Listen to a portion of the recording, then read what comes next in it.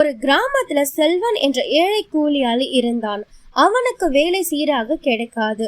வீட்டில் சாப்பாடு கூட வருவதற்கே கஷ்டம். ஒரு நாள் அவன் காடு போனப்போ காயம் பட்ட ஒரு சின்ன மான் குட்டி கிடைச்சிச்சு.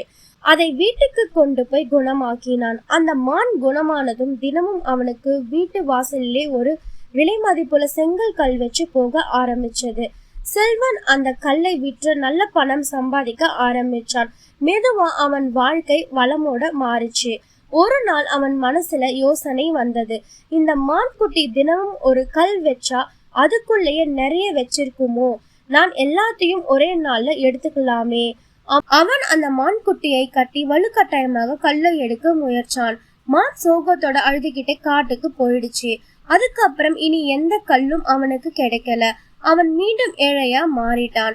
பேராசை எப்போதுமே நம்ம கிட்ட இருக்கிற நல்லதையும் கெடுக்குது. இந்த கதையோட அர்த்தம் புரிஞ்சா லைக் பண்ணுங்க, சப்ஸ்கிரைப் பண்ணுங்க. அடுத்த கதையில பார்க்கலாம்.